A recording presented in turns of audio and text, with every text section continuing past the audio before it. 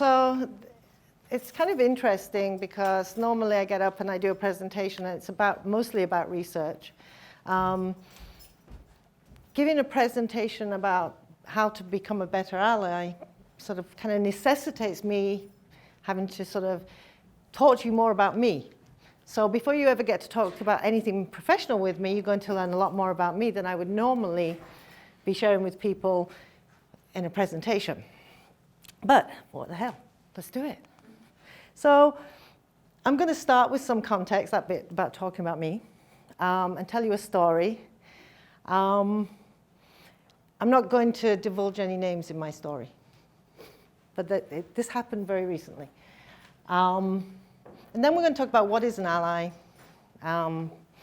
why do they matter? Do they matter? They're not always appreciated. It's sometimes difficult to talk about allies because it's difficult from both sides. It's difficult to know what to do to be an ally, and it's difficult if you're on the receiving end of allyship, right? So sometimes it's quite uncomfortable. So I just love flying places and giving uncomfortable presentations. So, and then I'll tell you a little bit about what motivates people, and this is what interests me from a research perspective. And we'll talk about being an ally on social media and then how to be a better ally. So we won't get through much at all. All right, let's start here. Let's start with this wheel of power and privilege. And there's a few of these online, and they're all basically getting at the same thing, right? That none of us are entirely privileged, at least I hope not in this room, and none of us are entirely marginalized. But we have different aspects to our characters, different aspects to who we are in our lives, that for some, sometimes we are more or less marginalized.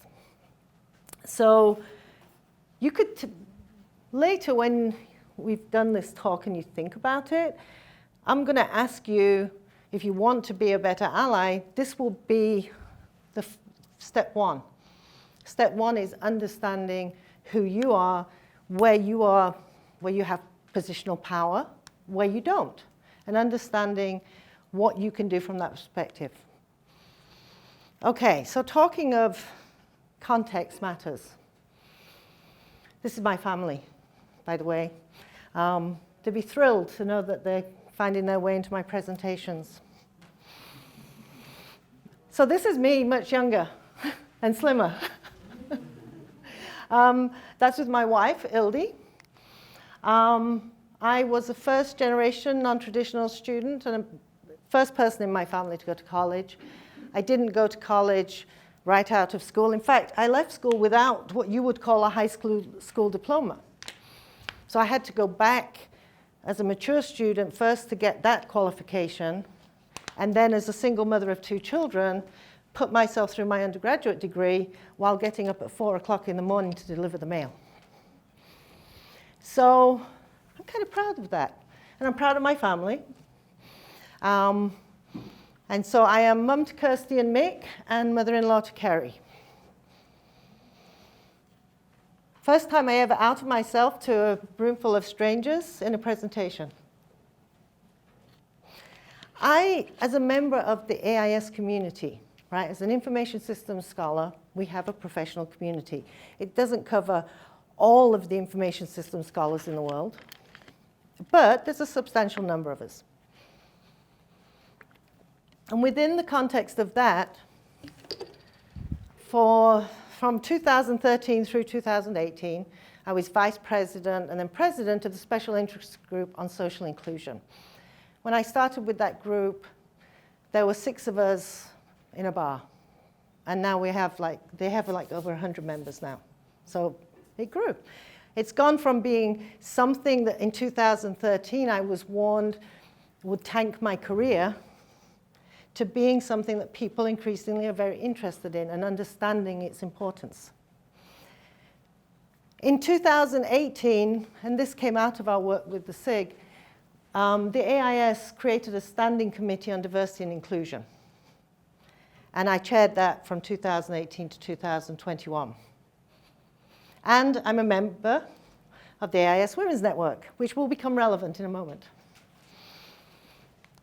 Okay, my research. So I'm an information systems researcher, primarily I focus on things from an identity perspective, okay? And I focus very much on technology use. So I'm really interested in how people are sort of dealing with this increasingly digital world, right? Who's getting lifted up? Who's getting left behind? How we're designing a world for people who identify with technologies, and what does that mean for people who don't?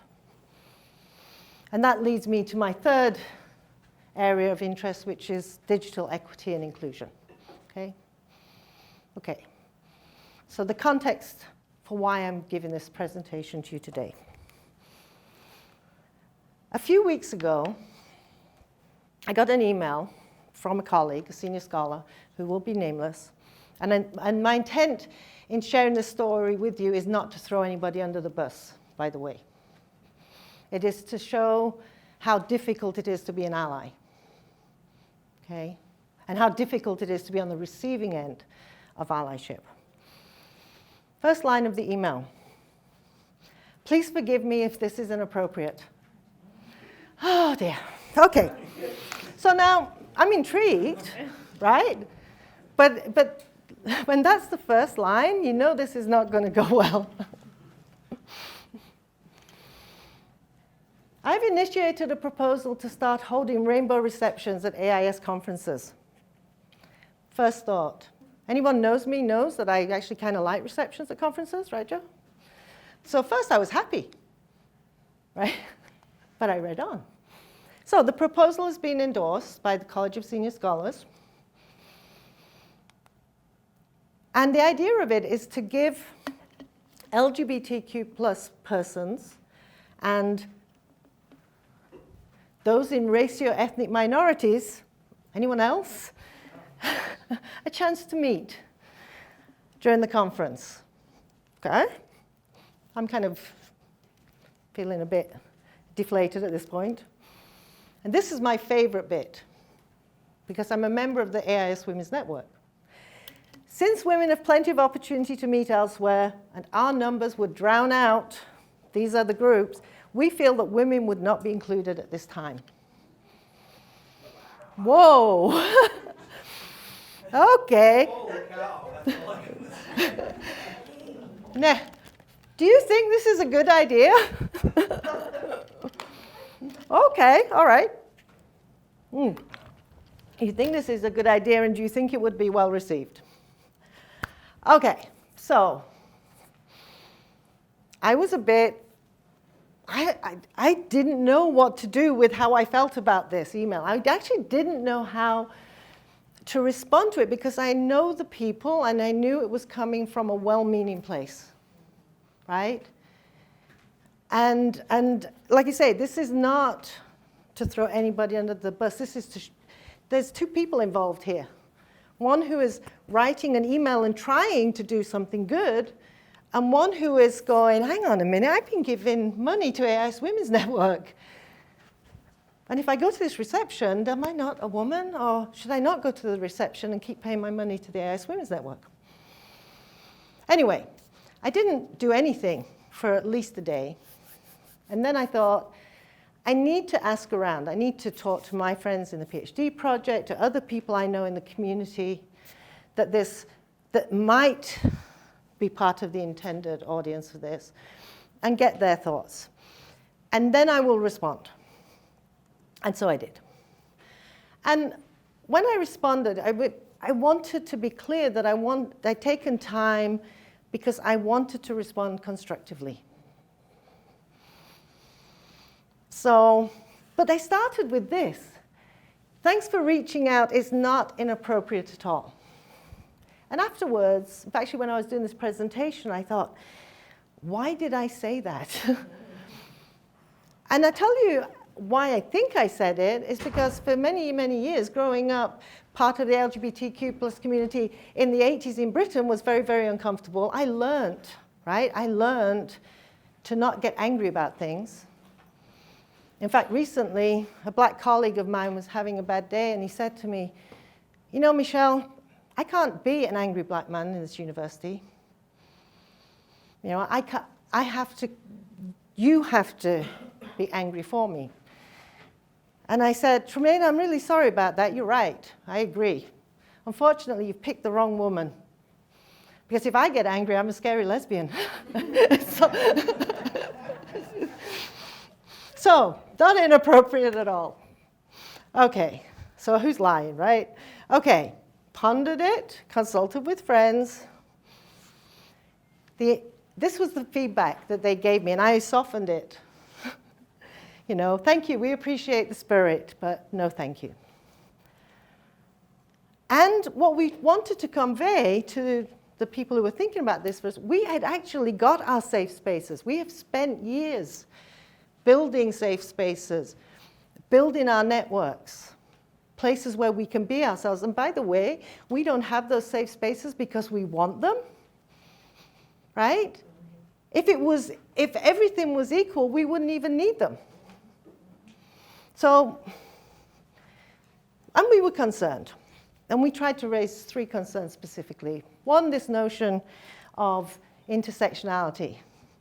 I mean, I really wanted to figure out whether I was invited. But also, you know, I've been in this field a while. And honestly, I've been out all my career because I came at this later than other people, right? I mean, I came from a non-traditional background, so I was older when I came to it. But we have young faculty who don't know their way around, don't know the layout of the land. The concerns for people being outed in ways they don't wish. The concerns for potential negative targeting. Because I like to think that everybody in our field is a really nice human being. But I mean, you take 4,500 plus people, is everybody in 4,500 plus people going to be a nice human being, just statistically speaking? No. But we raised some specific concerns, right? We said, we want fair practices. We want recognition and equity built into what we do. And research being valued, obviously, having a voice at the table. Unfortunately, what goes on, I'm whipped through it because when my colleague came back to me, my colleague had rethought the intersectionality thing bit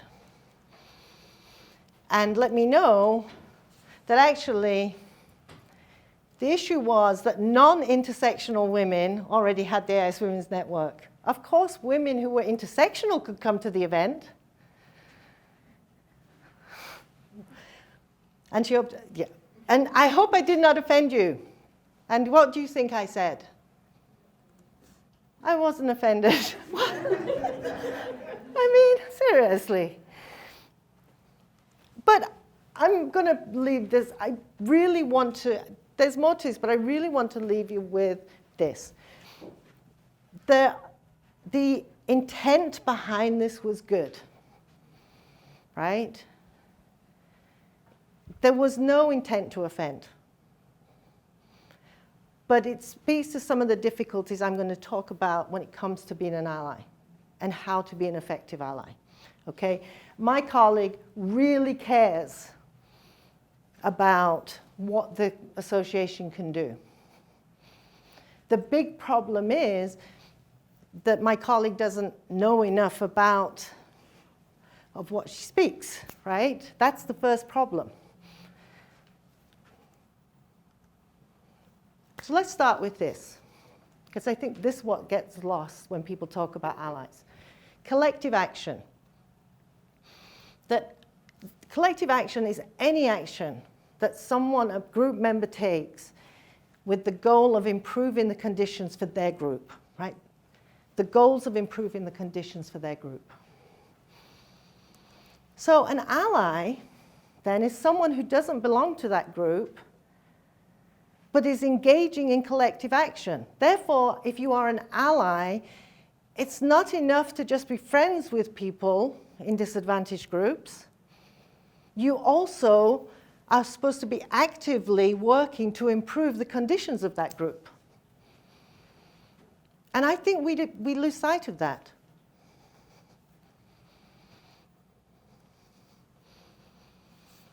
allies do matter because, frankly, without having people with positions of power to change things, then the disadvantaged groups just stay disadvantaged.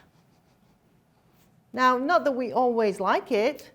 I remember going to a women's conference one time, and the first panel was about how men could be better allies. And I remember feeling pissed off. I'm like, I'm at a women's conference. Why do I have to listen to this? But the truth is, if we could do it for ourselves, we would have done it. We would have changed it, right? And so in the workplace, mentors and allies are not the same thing. You can mentor people, but we look up to our mentors, right? They're the people we go to for advice and help, and they know more than us. Allies are people who support us, who celebrate our accomplishments, who push us forward, who use their positional power to improve things for us. They use their social capital, their political capital. And one of the things that was missing in that story and in a lot of actions that are done on behalf of people is those actions aren't aimed at changing the status quo. But when someone is an ally, then 1 + 1 really does equal more than 2. And in the workplace, it's allies who get to set the tone because they're usually in positions of power. And they don't, I'm not saying they're all upper-level managers or CEOs or anything, but they have more power than the person in the disadvantaged group. They're the ones who get to say, we need to use inclusive language. They're the ones who get to speak about the culture, right? So that's why allies are needed, because they're the ones who are already making it. They're the ones who already have something that we don't. And because discrimination, unfortunately, pervades many workplaces. Now, I'm only going to talk about LGBTQ issues because, frankly, it's the only thing that I feel qualified to come talk to you guys about when it comes to this. Okay? So, it's unfortunate because I read that 59% of non-LGBTQ people think that it's inappropriate to talk about sexual orientation and gender identity. Fortunately, I didn't find that out till last night. I was like, damn. Anyway, 20% of LGBT, I'm just going to try not to do the whole acronym thing, have faced discrimination. Now notice, of course, it's not equally distributed. Black or brown LGBTQ persons, they're 32%, right? But 13% also is not insignificant. 22% report having not been paid equally or not being promoted at the same rates. And 46% of LGBTQ workers are closeted in the workplace. You know what the truth is? We don't know how many people in this country, in the world, actually are lesbians, gay, bisexual, transgender. We don't know. There's so few questions asked. And when they are asked, they're usually only asked of couples, right, in forms and things. So we actually probably underestimating how many people, especially when so many people are in the closet. And they're in the closet because they're afraid. And they're exhausted. We are exhausted. I am exhausted. And I'm out, and I'm exhausted from saying, you're okay, it's okay. It's exhausting. And then people who are really exhausted because they're hiding their sexual orientation, they're hiding their gender identity, which for some people you can't actually conceal if you're transitioning, right? So people who have no choice but to leave one job and go to another to transition when they're at their most vulnerable. The most vulnerable time in their lives. And they have to go and start again. And so 10% report leaving a job because their workplace did not accept LGBTQ people. 25% stayed because of an LGBTQ inclusive environment. That matters, because more people will stay if you create the right environment than will leave if you don't. And I was listening to a TED Talk the other day from a disability advocate. Actually, she started to lose her hearing when she was 10. And by the time she was 15, she was profoundly deaf. And what she realized as she grew up with this, and she became quite the design thinker, is that the solutions that are built in order to help people with disabilities often make things better for all of us, right? So a lot of things that we use, whether it's a potato peeler for people with arthritis, lots of things we're using were actually designed for people with disabilities. I think the point is that it's true for this too. When you focus on creating a culture aimed at lifting up some who've traditionally not been, then actually you make it better for everyone. You don't need to say all lives matter. All right.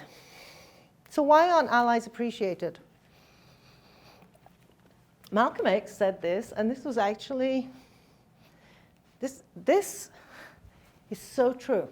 He really hit on something that in the research wasn't always apparent, right?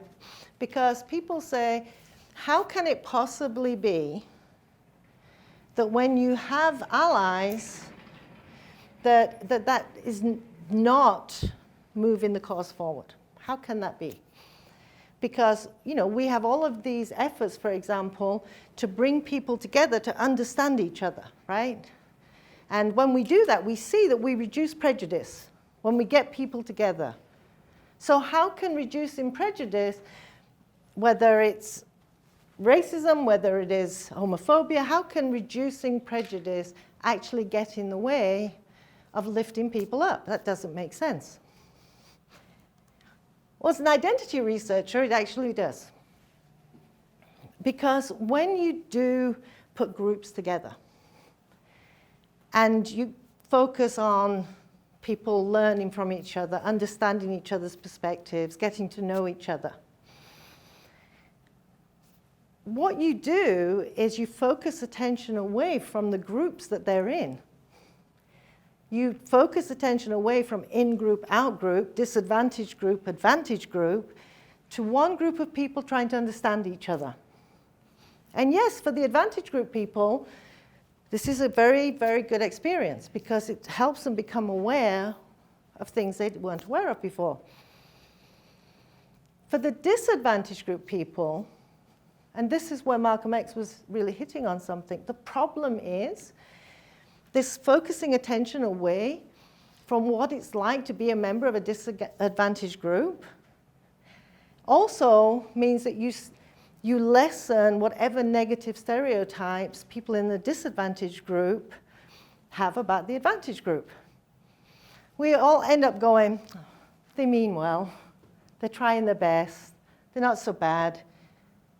Yeah, it's hard to change things, right? And so what happens is, as those differences between the two groups become less salient, the effect that it has is actually to stall any progress, which seems really counterintuitive. And that's why I brought up at the beginning that it's not enough to just be friendly, right? You actually have to act. What research has shown is that when advantaged group members do more than just make friends, right? They call out problems with the status quo. They highlight inequities. When they do that, what happens is it keeps attention on, it keeps those two distinct groups, their identities, salient. People who are in the disadvantaged group don't lose the salience of that identity. And even though they are friendly with people in the advantaged group, they don't lose that sense of the injustice. And because the identities are salient, that's when people who are allies can make the most difference. Because they engage in the uncomfortable stuff of calling out the things that they themselves are benefiting from, which is tough, right? The other thing that's a problem, I'm sorry, but I can't come up with better quotes than these. And this one, I think this goes to my story, right? I must confess that over the past few years, I have been gravely disappointed with the white moderate. Right? Shallow understanding from people of goodwill is more frustrating than absolute misunderstanding from people of ill will. So at least you know where you are with people who are against you, right? You know.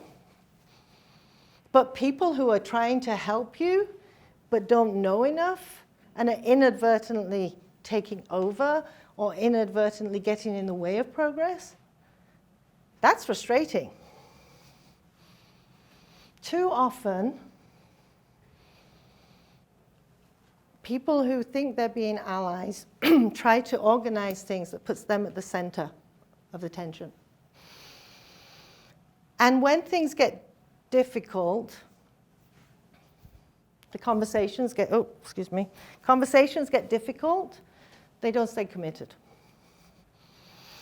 One thing that they don't do, and this is how you can tell when allyship has gone bad, is they often forget to actually ask people in the disadvantaged group if they would like to take part in this thing that they're trying to organize. So that email thread with my colleague, I suggested, hey, why don't you reach out to a few people, see if it's something they would like to organize with your support.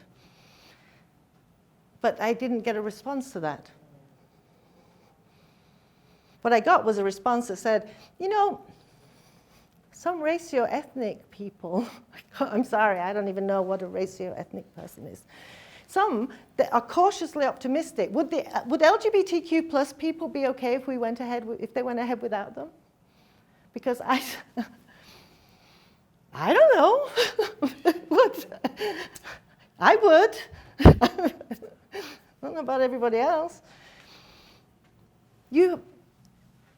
If you ever find yourself doing this, right, any of this, then you know that something is going awry. All right, let's try and sort of get to some things that might help. So recent research has tried to think about allyship from the point of view of identity and in-group, out-group identification. You know, when we feel strongly about the group that we're in, we are going to act to support that group. Okay?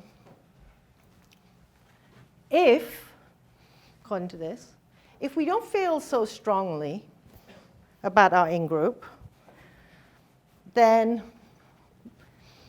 the flip side, we're more likely to help others, right? And we'll be out-group focused motivation. Often when people are trying to help people who are in positions of power, they do identify very strongly with the group they're in. And when you identify very strongly with the group you're in, there is a tendency to want to help people without changing your position, right? I want to say that none of these things that we can't, it's not like, oh, either you're a person who's out-group focused, or you're a person who's in-group focused, or you're a person who's focused on your own personal needs. We can, all of us, to a greater or lesser extent, in different circumstances, have any of these motivations. So this is the data bit. This is why felt bad about you bigging up the data.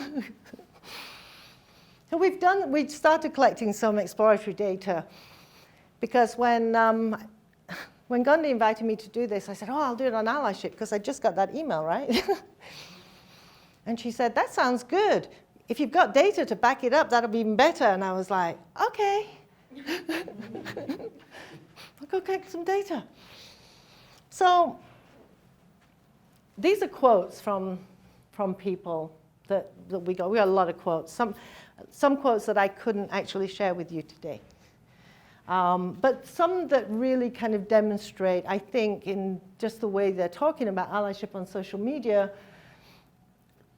some of the things that those motivations. So this is out-group focused, right? So these are people who really want to make a change.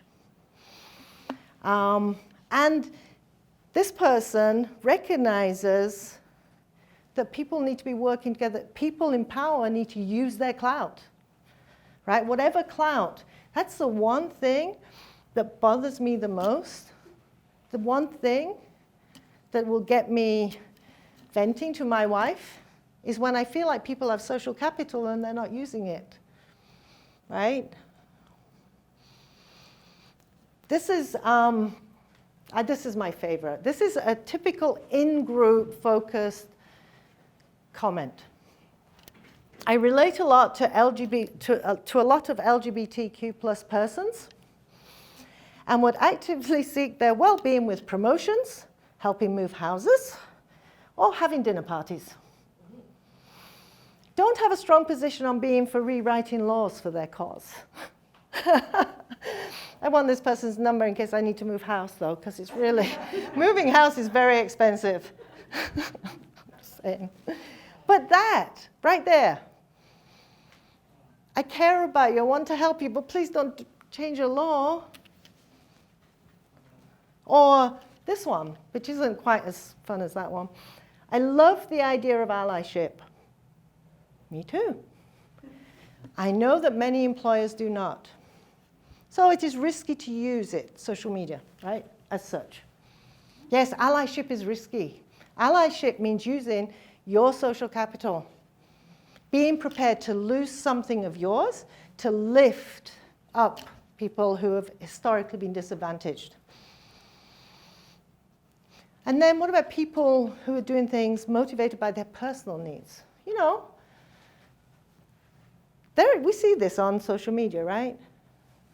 I am an ally, and I put in the social media, is good for supporting others.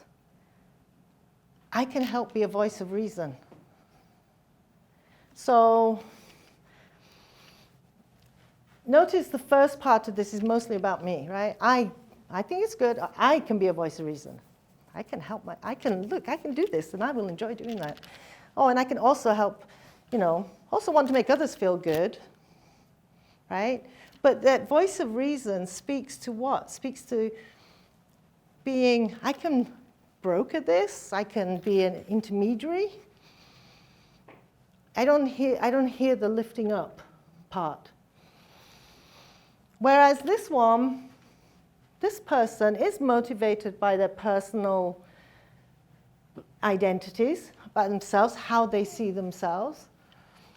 But this person feels that if you don't do something, then you're an accomplice.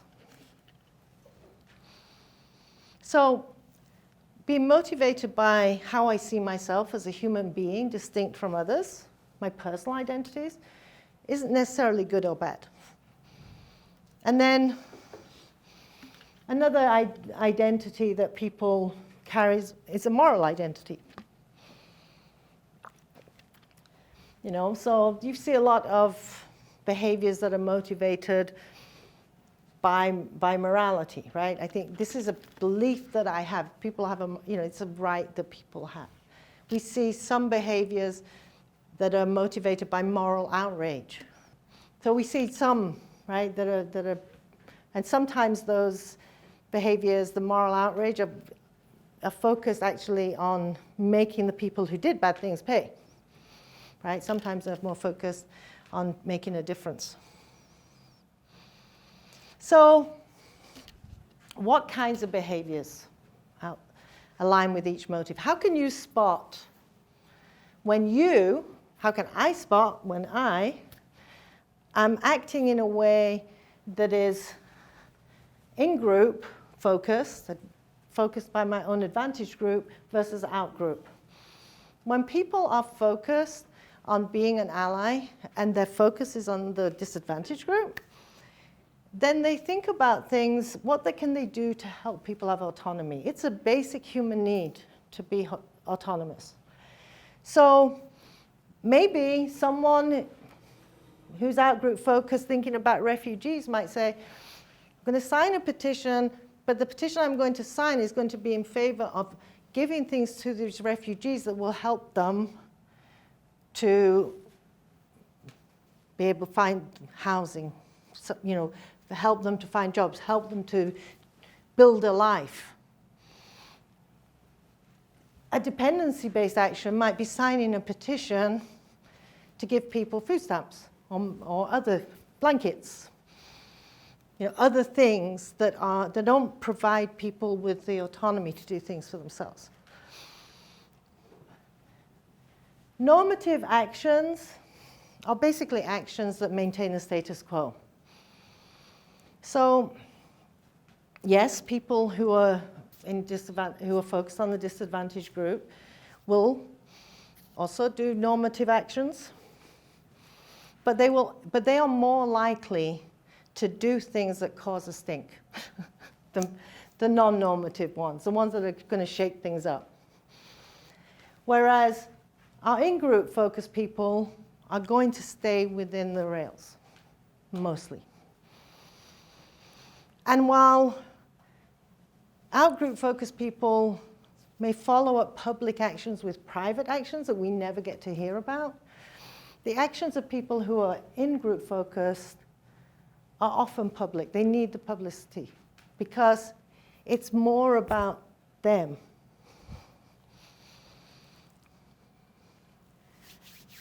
So somebody who's an ally, who's out-group focused, they will listen. They will want to learn. They will know they need to learn, right? And then they will use their power to amplify the voices of the disadvantaged group.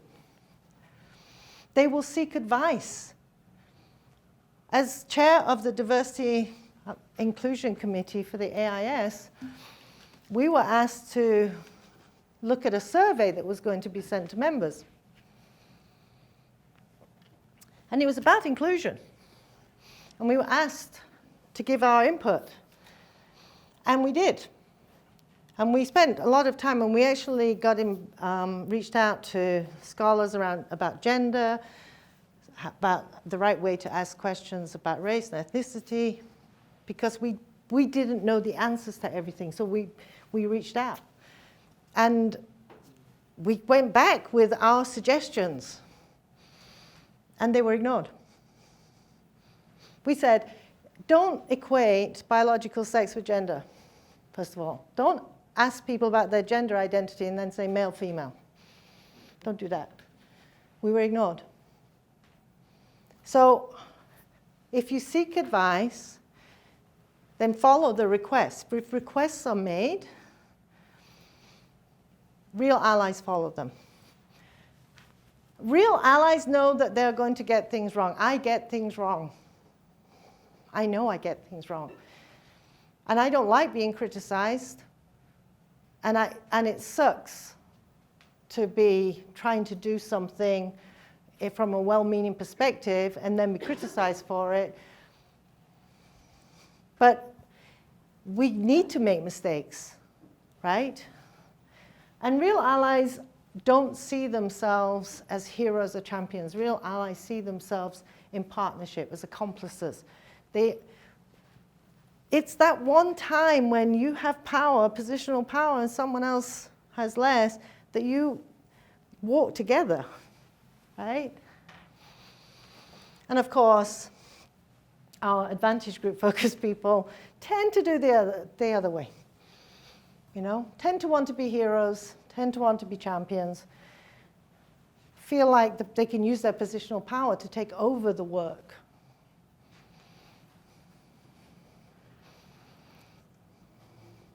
Okay, I'm getting there. So is social media a good platform for allyship? Well, it's one. There actually is research that says it's not all performative, right?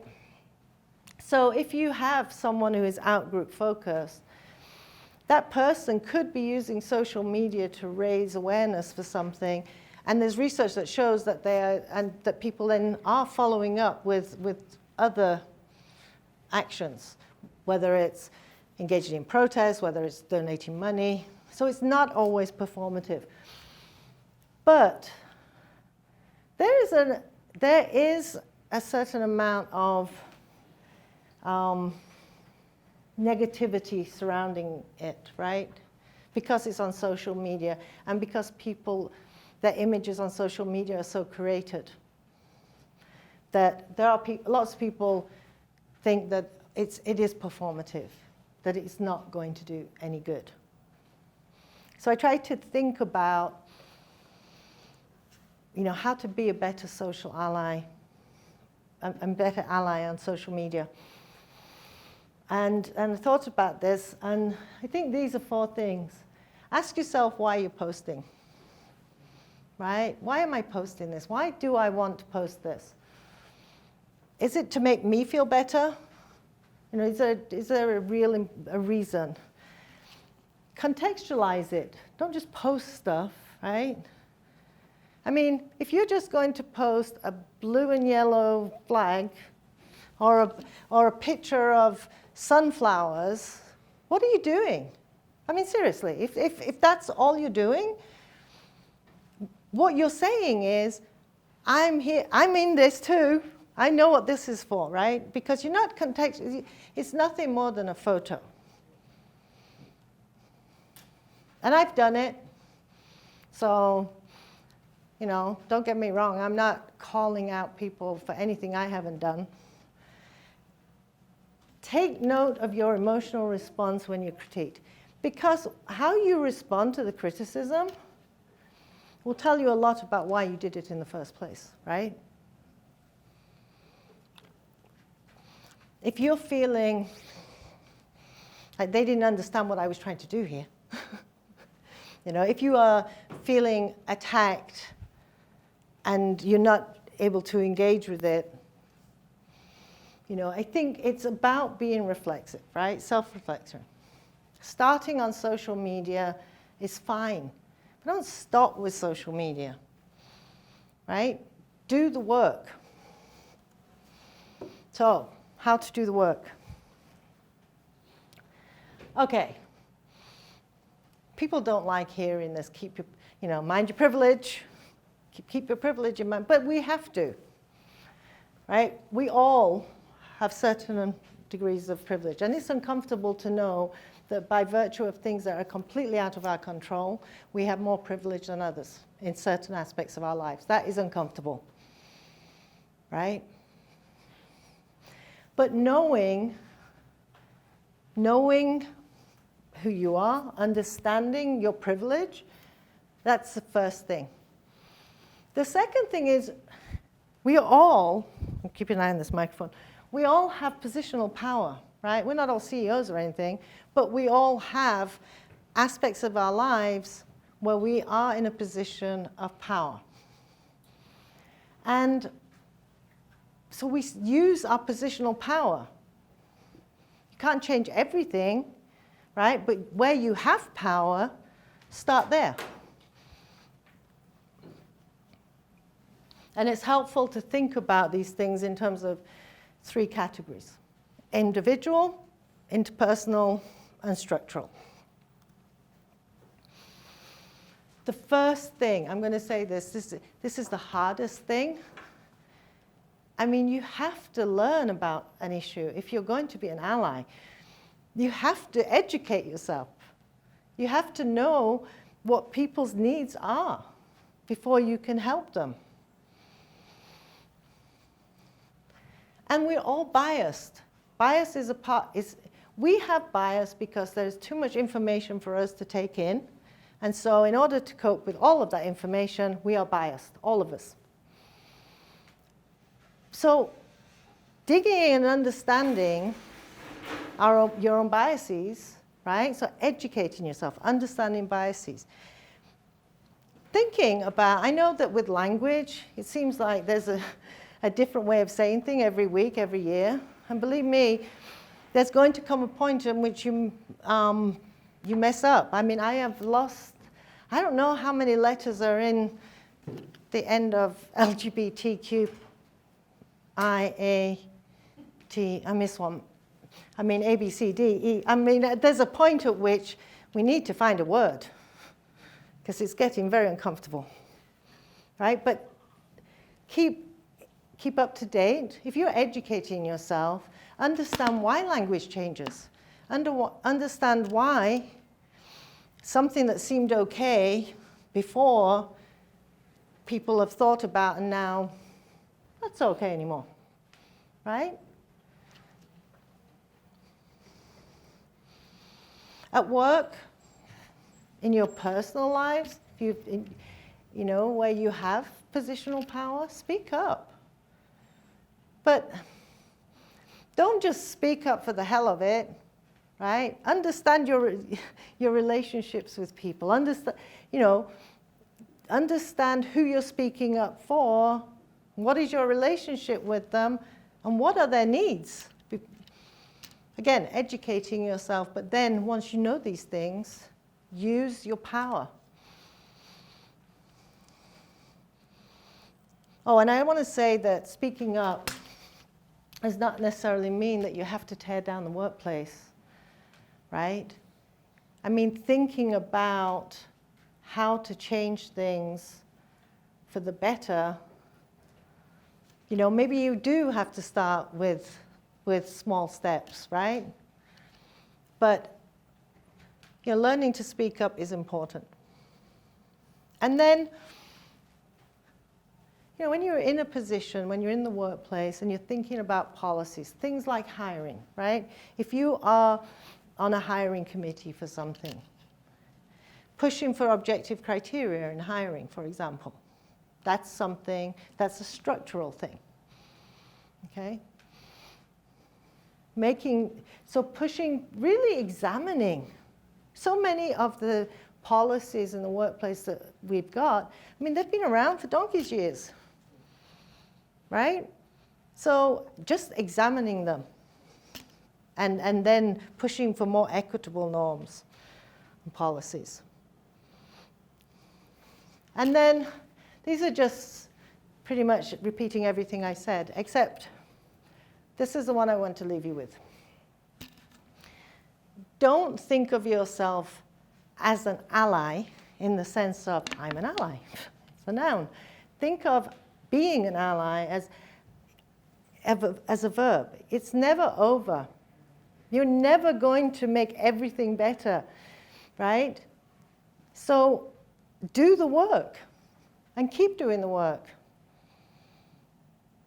That's basically my advice, I think. Oh, my guiding questions. These are my guiding questions that I sent to my colleague. But if you really want to be a better ally, and you are in a position, you're involved in anything where there are decisions to be made, situations, if you use these questions to guide you, then you will hopefully be creating better opportunities and making better decisions, right? Because these questions are asking who is impacted, are they there, are they at the table? What are we doing? Who's going to be harmed by what we do? So someone at WSU gave me those questions, and they're so useful for almost anything, any decision in the workplace, I think. Okay, now I'm done.